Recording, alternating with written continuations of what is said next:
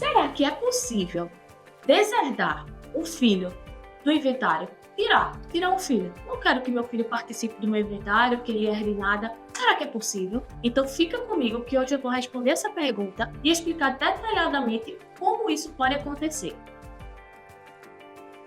Meu nome é Carla Rangel, sou advogada especialista nessa área de direito de família e sucessões. E toda semana tem vídeo novo aqui no canal sobre esse tema. Então, se você aí ainda não está inscrito, já se inscreve no canal, ativa o sininho para receber todas as notificações. E se gostar desse vídeo, não esquece de deixar o like. Veja bem, será que é possível você excluir um filho, um parente, um herdeiro do inventário? Não quero que ele participe. Será que é possível acontecer o que se chama deserdação? Você deserdar um filho. A gente costuma ouvir muito isso em novela. Em filme, deserdou, ele foi deserdado.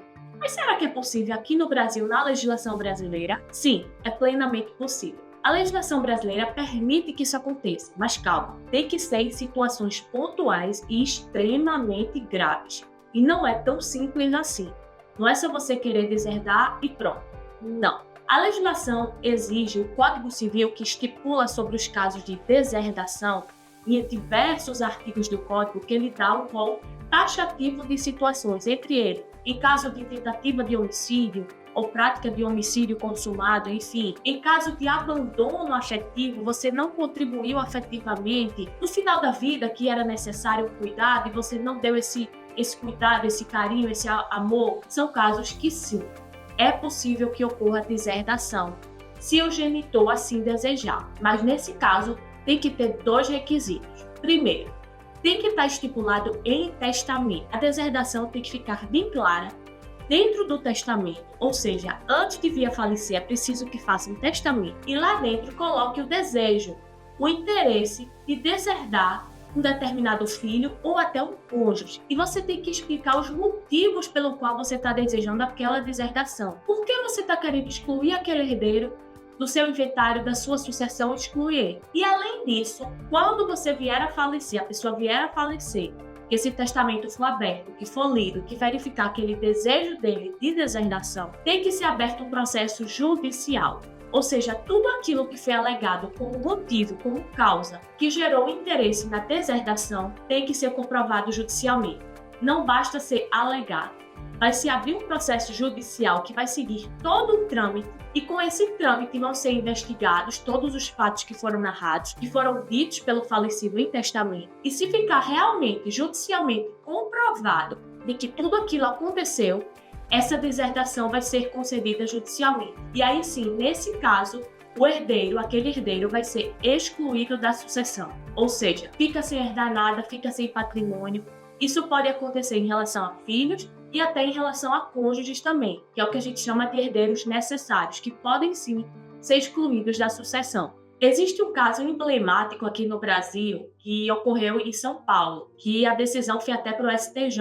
Por quê? Era a questão da deserdação de um filho em relação ao pai. O pai tinha pedido a deserdação desse filho e por abandono afetivo durante o estado terminal dele, quando ele já estava bem doente, já estava bem idoso, não tinha parado, não tinha ajudado de qualquer forma. E aí o pai tinha solicitado em testamento a deserdação desse filho. Esse caso foi para o tribunal. Em primeira instância foi negado, porém foi para a segunda instância, ainda continuou sendo negado. Segunda instância que eu digo primeiro o juiz de piso, que a gente diz, ele negou a deserdação. O tribunal, que é uma câmara, que são vários desembargadores, também negaram, entenderam que não era possível a deserdação e foi para o STJ.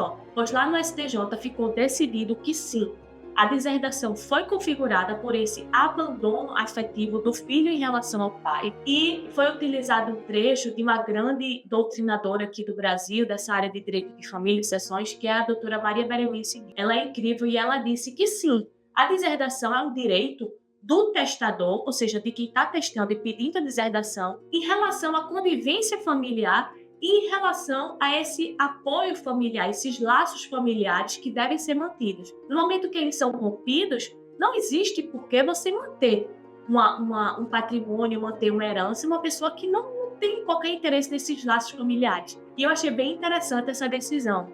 Inclusive, isso foi um precedente que abriu para exatamente o STJ entender dessa forma, que a questão do amparo, a questão do abandono afetivo, sim, é capaz de gerar uma deserdação, desde que efetivamente comprovada e efetivamente, como eu disse no início, no processo judicial seja diagnosticada, esse herdeiro seja, sim, excluído da sucessão.